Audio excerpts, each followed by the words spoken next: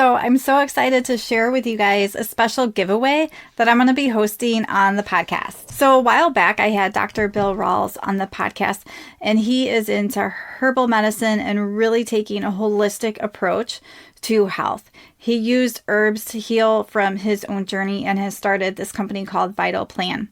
And I have been using some of their products that I have really enjoyed. So I'm partnering with Vital Plan to offer you guys a giveaway. And what one lucky winner is going to get is their bottle of HPA Balance. And this is really their star product for stress management, which I think we can all use almost anytime, but especially during the holidays. And when we take herbs, it's really taking it at a cellular level to help our body inside to be nourished. Their HPA Balance has ashwagandha in it, which you guys know is one of my favorite herbs. And it also has L-theanine, which is really calming, and relora. I'm not quite sure how to pronounce that one, guys. But all these products that he designs are made to work in conjunction with each other. So the different herbs that are put in really work well together, and they're designed very scientifically to do that. So I have been taking this HPA Balance. The other product that I have been using from them is the Sleep Complete. So I've always sort of had a harder time sleeping. So I really like having this product for when I know I need it. I don't take it all the time, but when we travel or when I know things are going on and my mind's a little more busy. So this has some herbs like passion flower and lemon balm that are real calming. It has GABA and the L-theanine again, and also melatonin. So this is a great one to take here or there, or when you're in a period where you're needing to improve your sleep some. So for this giveaway, Vital Plan has offered to give away one bottle of the HPA and one bottle of the Sleep Complete along with Dr. Bill Rawls' book. So I'm super excited. So this is all you guys have to do. I'm trying to keep it really simple for you guys for this giveaway, is just to share an episode from this podcast and tag me. So I'm going to put my links for Facebook and Instagram down below. And also, you guys can share the podcast privately. So this could be a text message or an email or verbally. And if you do that, all I want you guys to do is just send me an email or message on Facebook and tell me that you did this. We can do the honor system here, because sometimes everything doesn't have to be shared on social media. We can just share it with a friend verbally. So share the podcast. You can make your own post. You can share one of my graphics that I've had from a past episode and just tag me or share it with a friend. And I wanted to set the giveaway up this way. So one, it can help to grow this podcast and get this information out to other people. But also by sharing the podcast, I want you to increase that health community that you have around you. So when we have more people on the same page, just more people trying to get healthy who are in our immediate circle, it makes it so much easy. So I thought this would be a fun way to do the giveaway, to not only help share the podcast with other people, but to grow that community around you guys. And also, friends, if you guys are interested in their products, Vital Plan is also offering you guys to save 20% off your first order. So this is so sweet. And really, their products are pretty reasonably priced for how high quality they are. And all you guys have to do is use the code HEALTHY20 and you're going to save 20% off that first order. They also have a really great support team. So if you have questions about the products, head to their website and you'll be able to get connected with someone to answer your questions. All right, so for this episode, I am going to re-air the episode that I had with Dr. Bill Rawls a while ago so you guys can hear from him again. And just make sure to check the description down below for any of those links I was talking about. Hi friends, and welcome to the Healthy Beyond 40 show. I'm Michele, mom of 4 and military wife, and I'm passionate about helping women get healthy from the inside out so they can feel better and live their best life. Do you feel like you're struggling to lose weight and get in shape? If you're ready to develop healthier habits, exercise consistently, and lose weight sustainably, then you're in the right place. I combine my expertise from my doctorate in physical therapy to my experience as a health coach, personal trainer, and yoga teacher to bring you actionable steps for a healthy lifestyle. No magic pill here, so lace up those shoes and get moving. Welcome to the podcast today. I have Dr. Bill Rawls on the podcast, and he's going to be sharing with us all about gut health, herbal supplements, and really how we can continue to take a holistic approach to ourselves. So welcome to the podcast today. Feel free to introduce yourself and share us a little bit about you. Oh, well, thank you. Yeah, I'm Dr. Bill Rawls. I've been a physician for about 30 years. My training was in obstetrics and gynecology. I did that for about 20 years, but doing OB call is really rigorous. I was in the hospital every second to third night, most of the night and most weekends. And by my late 40s, that caught up with me. I started having health issues, defined it as fibromyalgia first, later defined it as chronic Lyme disease, and found that conventional medical treatments really did not help me. Long story short, did herbal therapy, got my life back, resorted my whole life and career.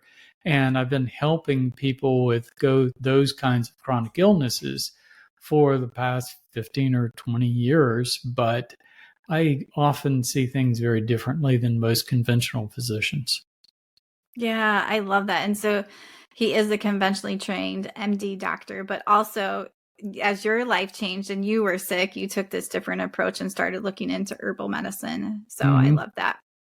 So tell us about the importance of gut health, especially when it comes to women in their 40s, 50s, and 60s. Well, gut health is how you feed your cells, I mean, our body is made of cells.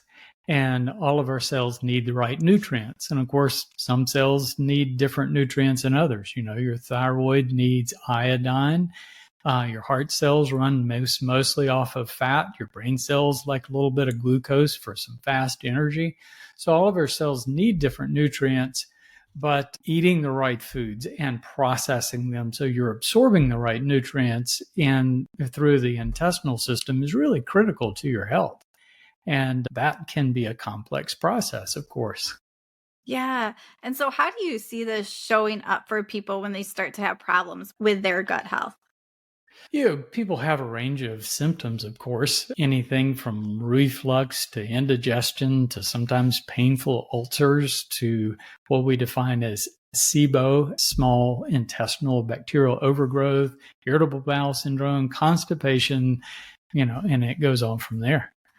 Yeah. And especially when women are going through that perimenopause or in menopause, is there anything when it comes to gut health that you really like to look at or different factors that come into play during that time? Yeah. No matter what the health condition or illness, I like it to boil it down to the underlying driving forces. And when you look at gut health and some of those kind of everyday conditions that I just mentioned, the driving force is primarily stress more than anything else. And it's not necessarily mental stress. It can be stress of menopause. It can be stress of chronic illness. 75% of the people or more that I see with chronic illness have some kind of gut dysfunction. So stress is an underlying factor. And then second to that is eating the wrong foods. The two really can be a bad combination. So what stress does is it slows motility. And when you slow the intestinal tract down, everything gets backed up. So you get reflux and things sit in your stomach and you get ulcers. And bacteria grow as long as food is present. So we have bacteria through our entire tract, including the small bowel. So when that motility is slowed, bacteria keep feeding. And when they feed, they ferment and produce gas. So that's where that trapped gas and bloating comes from.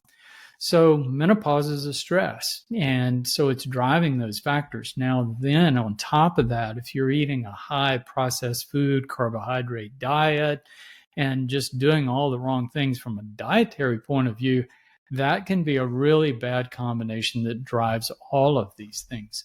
So it's not just food. Everybody thinks it's what I'm eating, But I've had plenty of people that are eating all the right foods who are stressed, but they have slow motility. So they have reflux, they have stomach issues, they have SIBO, they have IBS, all of the above. I love that. And I like how you put stress first, because I think so often stress can be vague. Sometimes we don't even recognize its impact on us. And so we're not looking at that. We want to look at, oh, it's easier to fix, like this little thing I'm eating. Stress can be a little more harder to fix, but just how important that is to be able to tune into that and recognize how that stress is playing out in your life. Yeah, exactly. And so I know you also recommend a 12-hour fast overnight, and I've talked about this just a little bit on the podcast. Can you explain more about why that 12-hour overnight fast is important? Yeah, I think it's really important for people to do what is comfortable for them and what feels natural. It's like some people, they eat one meal a day and that's it, and they're happy with that. Other people, that doesn't work for. It doesn't really work for me. I like a light breakfast. I try to eat most of my food in the middle of the day and then kind of wind it up by early evening. But that time to stop eating, that window of 12 hours to 16 hours, depending on, those personal preferences, that's time for the body to rest, for the GI tract to rest, and for those cells to recover. I mean, you think about it, all of the cells in your body are like little microscopic machines, and they're working hard most of the day. Now, some of our cells, like our heart cells, have to rest in between beats, but the majority of our cells, they need some time to kind of rest and catch up. So if we're working them hard by not sleeping, by not resting, by eating these really irregular hours for us, keeping our stress levels up, they don't get that downtime that they need to recover and recuperate. So on one level, giving that 12-hour fast is time for the GI tract just to take a break and finish processing everything before you start over and start processing again the next day. But it also optimizes cellular autophagy. So autophagy is a process by which cells repair themselves and restore themselves. And so we know that 12 to 16 hours of fasting really helps promote autophagy to cells throughout the body. So it's really valuable from that respect. Yeah, thank you for sharing that. And I mean, from a practical standpoint, if you stop eating by 8, you can eat at 8 in the morning again. It's not that long. A lot of kids, they need a good amount of sleep at night, and they can do this too because their body needs to also recover. Yep. And so from a herbal standpoint, what do you recommend herbal supplement wise to help support gut health? I think as far as gut health, a lot of it is addressing those stress factors, but also the right foods that you're eating, eating a whole food diet, eating plenty of vegetables. Yeah, those things are important as far as normal gut function. The herbs are just supporting that. So I look at it from two ways. You have herbs that are helping us neutralize stress or become more stress tolerant. Are adaptogens. So some for the gut would be like ashwagandha, or if you're stressed, possibly calming herbs like passion flower and lemon balm and chamomile. Those things can be very calming to our overall well-being, but they also are calming to gut function and allow that gut function to return and restore. So I think from that aspect, looking at the stress component, herbs can be really valuable. Adaptogens, ashwagandha, top of the list, but also herbs that help us in other ways by just soothing the gut all the way around. So there are a lot of choices out there. If you have really bad gut dysfunction and your gut is irritated, slippery elm provides something called mucilage, which helps protect the gut lining, protect those cells so they can heal. Really important. Other kinds of things, chlorella, the freshwater algae, is really nice for helping to soothe and promote healing in the gut. And then you have other herbs that calm overactivity like peppermint oil, cardamom, many of those kinds of herbs. Herbs that normalize bacterial overgrowth, berberine and berberine containing herbs like coptis can be really valuable. And for that, herbs in general. So many of the herbs that we use for chronic illness, chronic Lyme disease, like andrographis and garlic or ginger, wow, they're excellent for calming the gut. Ginger tea, that's something that I do routinely just because it tastes good, but wow, does it have a really nice effect, anti-inflammatory effect on the stomach and the gut. Yeah. And so when you're thinking about this, that first thing we wanted to work on with stress is using herbs to help calm the stress in our body. Yep. And then we're thinking about if my gut is irritated, what herbs can help with that. And then also what herbs can help if I'm having bacterial overgrowth. So thinking about these different things. And we didn't mention it yet, but you wrote the book, The Cellular Wellness Solution, that I have too. And this book is laid out really nicely because you can turn to the chapter on gut health and learn more about these herbs too. So I'll share that link in the description for you guys. Okay, so I think that's really helpful because first it goes back to we need to calm stress in the body, and we can use cognitive strategies, journaling, other things like that. And then we use some herbs to help support that too. And also having that base of making sure that we're eating whole food, healthy food, working with that first. And then we add the supplements in. Natural behavior. I mean, taking several walks a day is really good for your gut because that calms you, and it's just a natural process that helps that gut function work during the day. Yeah. And I love that you're bringing all these up because it's important to have that strong foundation of healthy lifestyles and then adding the extra support on top where you need it to. And so, Dr. Rawls, what would you say about herbal supplement when it comes for people to feel more comfortable during the perimenopause and menopause transition? There's some really nice herbs for that also. And what we're looking at with perimenopause is the loss of cells in the ovaries to produce estrogen. So it's a natural part of life. It happens. And gradually what's happening is we're losing, along with fertility, we're losing the ability to produce estrogen. So when that is starting to wane and estrogen starts fluctuating, then we have a lot of different kinds of symptoms. You have to think about what hormones do in the body is connect cells, all right? So our entire body is made of cells. And every cell in the body has to be in communication with every other cell in the body all the time. So every cell in the body has estrogen receptors. A lot of people don't know that. So when our ovaries are working in a normal fashion and you're getting that cyclic change in estrogen and progesterone and other hormones, then the rest of the cells of your body are aware of that. When that starts to fluctuate and those levels are erratically going up and down, it sends an erratic message to all the other cells in the body. It also sends an erratic message to the hypothalamus. So the hypothalamus is a small, about walnut size part of the brainstem that is basically our thermostat. It controls sleep and wake and temperature and hunger and all of these things. And it works through the pituitary, which regulates through the thyroid metabolism, through the adrenals, our stress and circadian rhythms, and through the ovaries, our reproductive functions.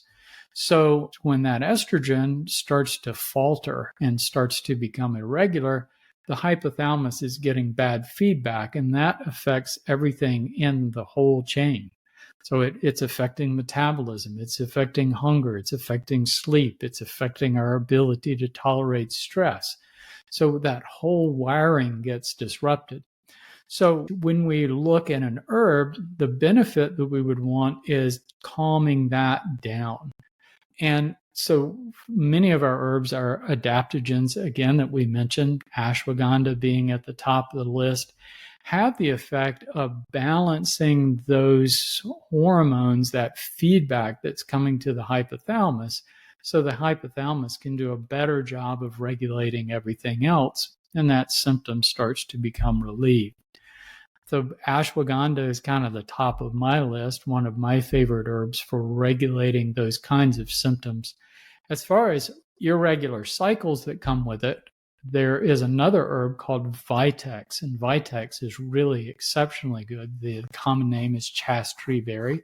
It's exceptionally good for regulating periods, so the two together can be really wonderful. I often add calming herbs of various kind with the ashwagandha, and one of my favorite things is L-theanine, a substance. It's an amino acid that you find in green tea that has this effect of competing with our exciting neurotransmitters in our brain. So it's calming us without sedating us. So it helps us focus our brain. Ashwagandha can help focus mental functions. So you put all those things together and it can be a really nice effect. But even on top of that, some people may need some kind of hormone help along the way. So bioidentical hormones can help in addition. But if you're using the herbs, your requirements for estrogen replacement will be lessened. I like that.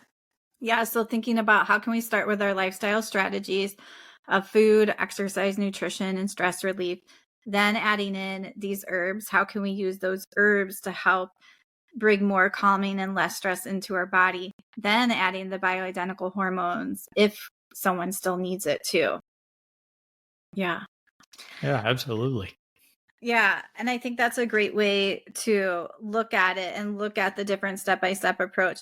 And also, when someone is transitioning from perimenopause to menopause, the progesterone is slowly going down over time too, which is a natural calming hormone. So a lot of what you're talking about is how can we continue to sort of bring more calm and less stress in our body? Because I think a lot of women tend to put themselves on the back burner and they really haven't taken care of themselves. So I think it can also be an opportunity of how can I take care of my body better? Yeah, if your body is stressed, then all of that is going to be more difficult. And doing all the things that you need to do as far as diet and lifestyle, they're so important. But herbs on top of that can make a huge difference in someone's life, especially, if they're in that stages of trying to make those changes, which can sometimes be challenging. I mean, life just gets in the way so often. Yeah. And when we're talking about herbal supplements, is there much of a risk of taking an herbal supplement? Yeah, it depends on the herb, like everything else.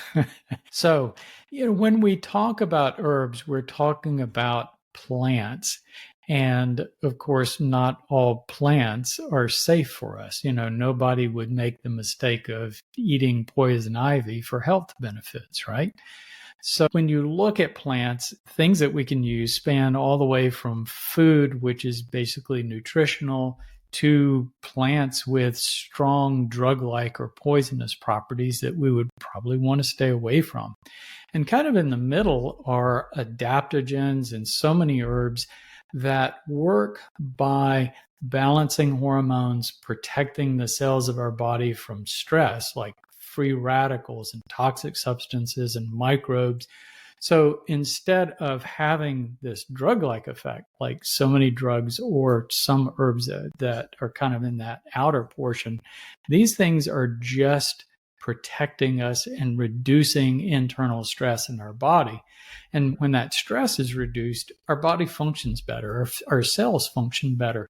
So adaptogens, of which there are many, ashwagandha, I mentioned, rhodiola, reishi, cordyceps. There are just so many great adaptogens out there. But also herbs that are just mainly protective, like turmeric is a wonderful anti-inflammatory, and gotu kola, which is an herb that from India that helps protect the brain, and bacopa. So there's so many herbs that can really help. Hawthorn is excellent for protecting our cardiovascular functions. So all of these herbs really are next to food as far as their safety level. Not to say somebody couldn't have an allergic reaction to a certain herb, just like they could have an allergic reaction to a food. But most people are going to tolerate these herbs very well, and the potential for the harm is pretty darn low.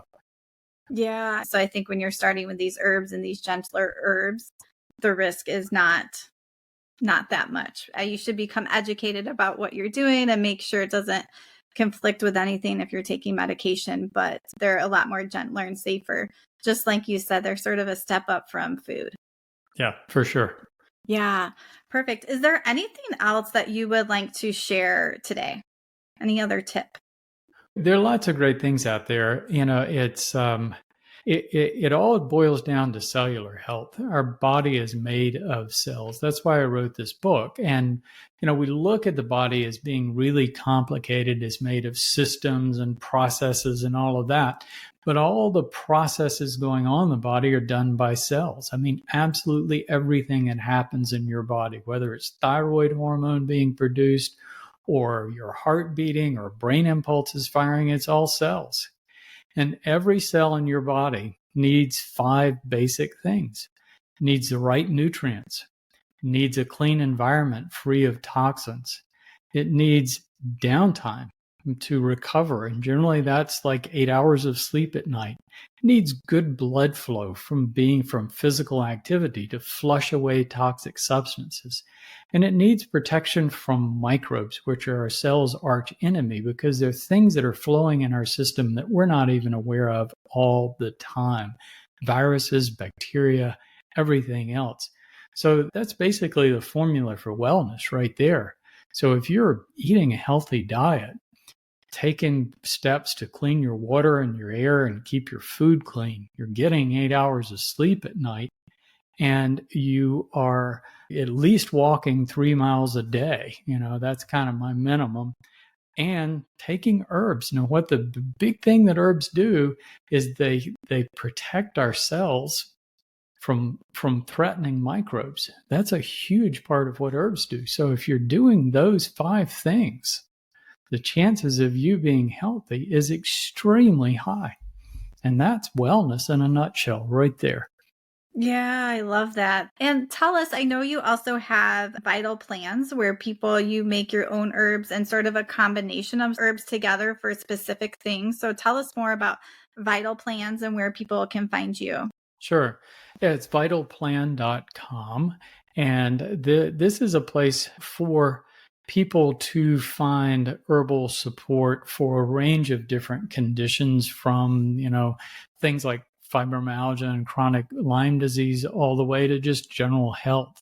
So it's combinations of supplements that I have found over years working with people just do all the things that I want. And they're built around that formula of cellular health, just to build out, what people need on an everyday basis to stay healthy or recover lost health in different situations. Yeah, perfect. And I'll have the links down below to that and to his book. And just thank you so much for being on the podcast today and sharing my pleasure. Your information.